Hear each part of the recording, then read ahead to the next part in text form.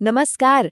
आज हम एक बहुत ही खास सफर पर निकलने वाले हैं। एक ऐसी यात्रा जो हमें पूरे भारत में फैले भगवान शिव के 12 ज्योतिर्लिंगों तक ले जाएगी। देखिए, ये सिर्फ मंदिर नहीं है, ये तो वो दिव्य प्रकाश स्तंभ हैं जिनकी कहानियां सीधे ब्रह्मांड की गहराइयों से जुड़ी हैं।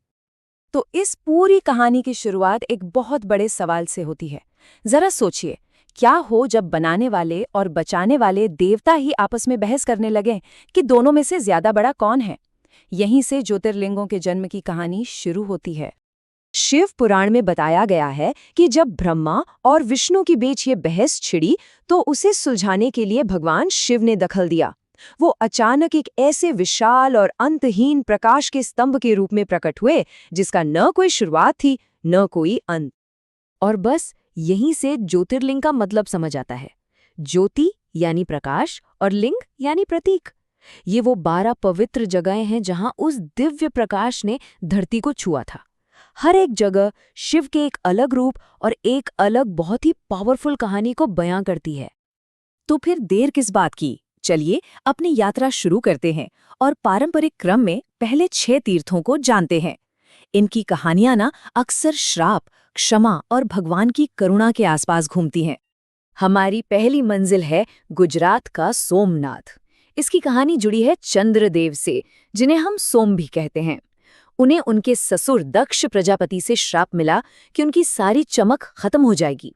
तब चंद्रदेव ने यहीं पर शिव की घोर तपस्या की और शिव ने प्रसन्न होकर उन्हें श्राप से मुक्ति दी।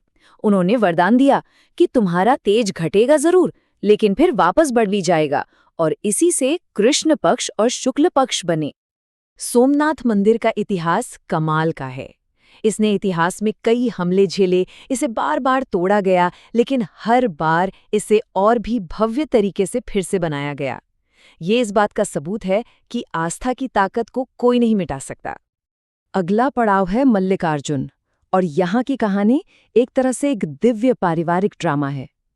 हुआ ये कि कार्तिकेय अपने भाई गणेश से किसी बात पर नाराज होकर दूर चले गए। तब शिव और पार्वती उन्हें मनाने के लिए यहाँ आए। यहाँ मल्लिका का मतलब पार्वती है और अर्जुन का मतलब शिव। और यही बात मल्लिकार्जुन को बहुत ज्यादा खास बनाती है।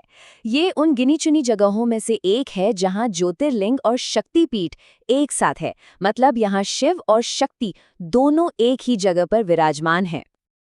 अब चलते हैं उज्जैन, जहां हम शिव के सबसे उग्र रूपों में से एक से मिलते हैं, महाकाल, यानी जो काल या समय के भी स्वामी हैं। कथा है कि जब दूषण नाम के एक राक्षस ने आतंक मचाया तो अपने भक्तों की पुकार सुनकर शिव धरती फाड़कर महाकाल के रूप में प्रकट हुए और उस राक्षस का वध कर दिया।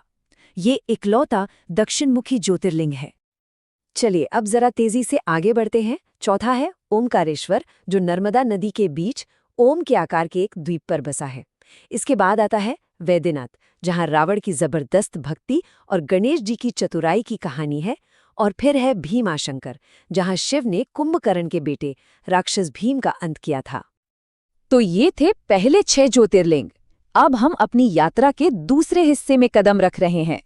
यहाँ की कहानियां हमें धर्म, कर्तव्य और सच्ची भक्ति के बारे में बताती हैं और हमें सीधे महाकाव्यों के दौर में ले जाती हैं। हमारा 7वां पड़ाव हमें सीधा रामायण काल में ले जाता है, रामेश्वरम। लंका पर चढ़ाई करने से ठीक पहले भगवान राम ने खुद यहाँ एक शिवलिंग की स्थापना की थी। उन्होंने रावण वध से लगने वाले ब्रह्म हत्या के पाप से बचने के लिए शिव की पूजा की थी।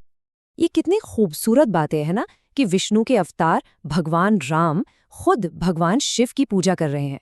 रामेश्वरम शैव और वैष्णव परंपराओं के इसी गहरे रिश्ते का प्रतीक है। ये अधर्म पर धर्म की जीत का एक बहुत बड़ा सिंबल है।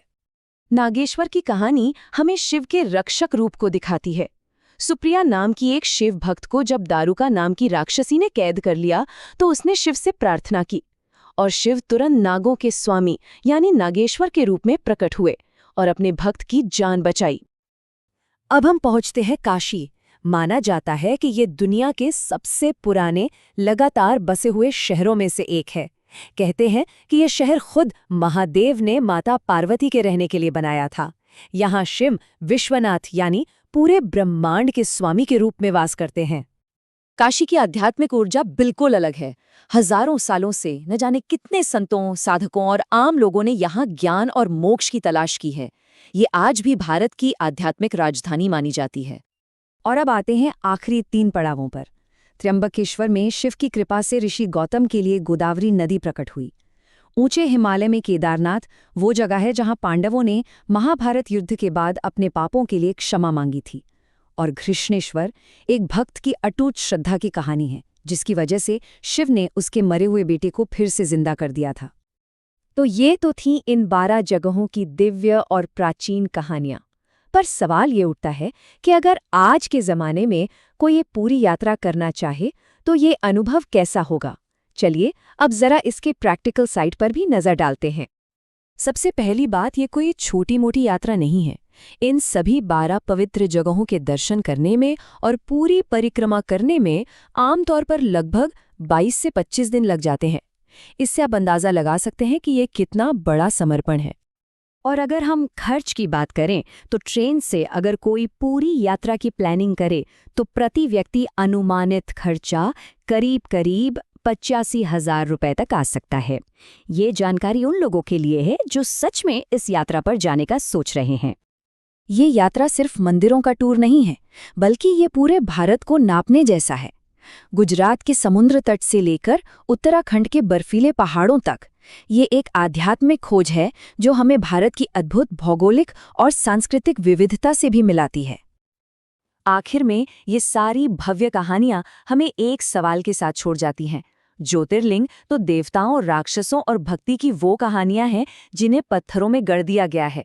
ये हमें सोचने पर मजबूर करता है कि हमारे अपने आसपास जो पवित्र स्थान हैं वो कौन सी अनमोल और शाश्वत कहानियां सुनाते हैं।